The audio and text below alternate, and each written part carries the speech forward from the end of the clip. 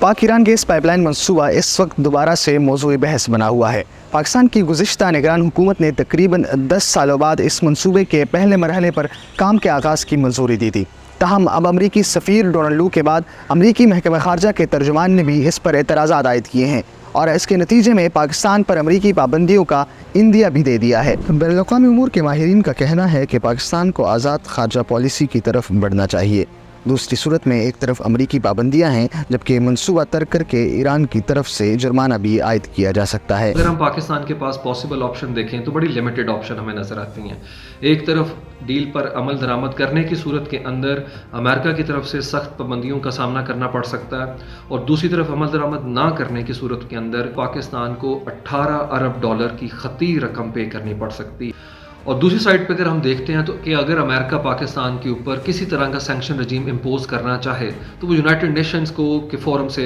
नहीं कर सकता, क्योंकि हमारा पाकिस्तान के वहाँ के ऊपर स्टेक्स की प्रोटेक्शन के लिए चाइना जो है वो काफ़ी मुतहरिक है। तो अमेरिका इसका मतलब है यूनिलैटरली जो है वो इनफरादी सतह पे पाकिस्तान के ऊपर पाबंदियाँ लगा सकता है। आलमी कवानीन के तहत अगर हम इससे मुकम्मल नहीं करते तो ईरान के पास भी ये इख्तियार है कानून बैनुल-अक़वाम के तहत कि वो इंटरनेशनल कोर्ट ऑफ जस्टिस में जा सकता है और वहाँ फिर पाकिस्तान को ये भी है कि कई 18 बिलियन डॉलर की बात हो रही है कि जुर्माना हो सकता है। देखिए पाकिस्तान इस वक्त जिसको अंग्रेज़ी में क्वैगमायर कहते हैं कि ये जिसको आप आमतौर पर कहते हैं कि ये ना तो इसको हम निकलते हैं तो तब हमें नुकसान है, इसको थूकते हैं तब नुकसान है। तो मेरा ख्याल है कि इस मौजूदा हुकूमत को एक आज़ाद खारजा पॉलिसी अपनानी चाहिए, इसलिए कि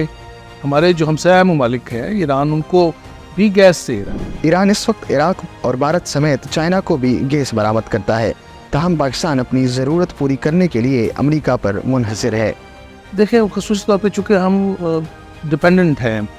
बाज़ मामलात में और ख़ुसूस अमेरिका के हवाले से, अभी आपने देखा IMF के हवाले से, वर्ल्ड बैंक के हवाले से, अब ये दोनों वो इदारे हैं बैनुल-अक़वामी जो बराह रास्त यूँ समझे कि अमरीकी सरपरस्ती में काम। तो देखें जब आप माशी तौर पर कमज़ोर होते हैं ना तो फिर आपको उन ममालिक का जैसे अमेरिका है तो फिर आपको इन बातों का ख्याल रखना पड़ता है। लेकिन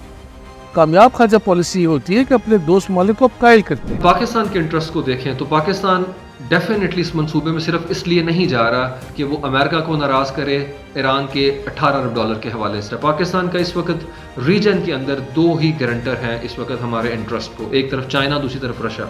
और पाकिस्तान को डेफिनेटली मार्केट्स को एक्सप्लोर करना है फ्यूचर के अगर हम प्रोग्नोसिस देखें, और पाकिस्तान इस वक्त चाइना के साथ अपने इंटरेस्ट को अलाइन कर चुका है और ये दोनों बड़ी कुव्वतें रीजन के अंदर पाकिस्तान के इंटरेस्ट के साथ कन्वर्ज करती हैं और हमें रीजनल इंटीग्रेशन के अंदर इस वक्त सेंट्रल एशिया की बहुत अशद ज़रूरत है। ईरान जो कि SCO का इस वक्त एक्टिव मेंबर हो चुका हुआ है, उसके साथ भी हमें ख़ुद को जनाब रीजन को उसको खुद को पाकिस्तान के इंटरेस्ट को अलाइन करना है, क्योंकि वो पर्शियन गल्फ तक एक्सेस रखता है, उसके पास अब नाए हुर्मज़ है, स्ट्रेट ऑफ हुर्मज़ है और हाईली लाइकली है कि ईरान जल्दी